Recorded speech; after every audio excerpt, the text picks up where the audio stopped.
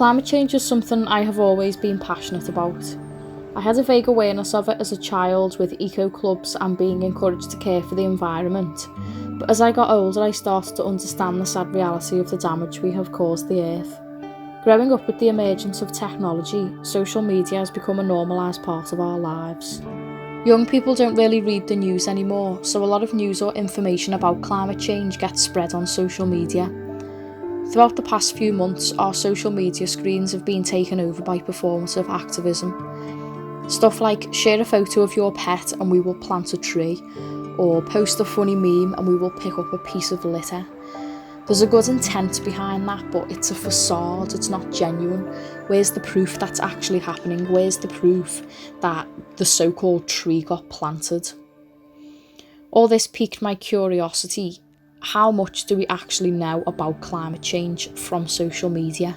What are the facts anymore? What does Leonardo DiCaprio or Greta Thunberg tweeting about global warming actually do for the cause? I thank you all for this amazing award tonight. Let us not take this planet for granted. I do not take tonight for granted. Thank you so very much. So after some thought, I decided to get back in touch with my cousin Ella.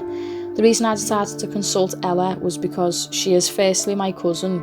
We grew up together, we have known each other our entire lives, but also she studies geography at Lancaster University, so knows about the climate science and data put forth about global warming and climate change.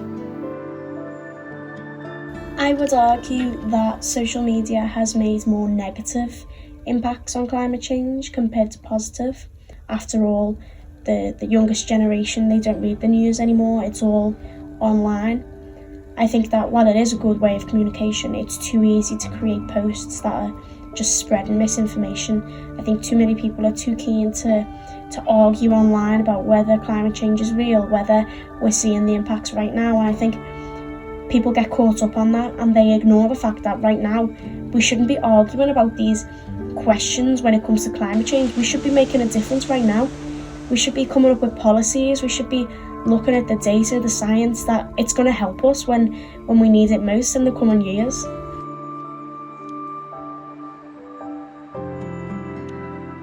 I'd say that social media is simultaneously spreading misinformation and educating people, and I think it's creating this issue where we've got two bands of people, where people disagree with climate change and people wholeheartedly, believe what's going on and want to make a difference. And I think these two groups of people get too caught up in fighting against each other and trying to argue against each other than actually making a difference. I also think that celebrities are both helpful and hurtful when it comes to the fight for climate change.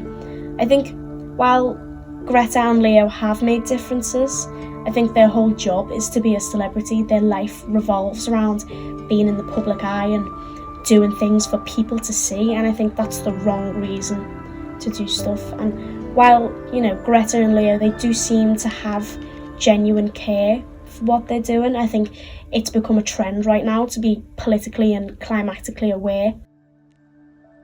The differences I've made in my life is to not eat red meat. I don't eat a lot of red meat anymore.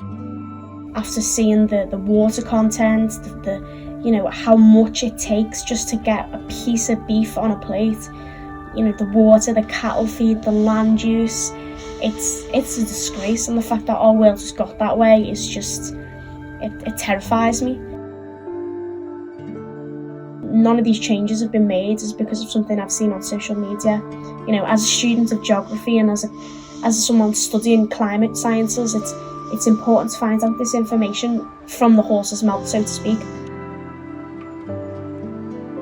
Since Ella has moved to university, it's been nice to get in touch with her about this topic and to get her experience and her thoughts, because we are very close as cousins, as friends. Climate change is something we are both passionate about, but it's something we don't often talk about, and I suppose that's the whole point, is that amongst young people we tend to communicate more online in the digital space rather than share our concerns face to face and have these sorts of discussions in person.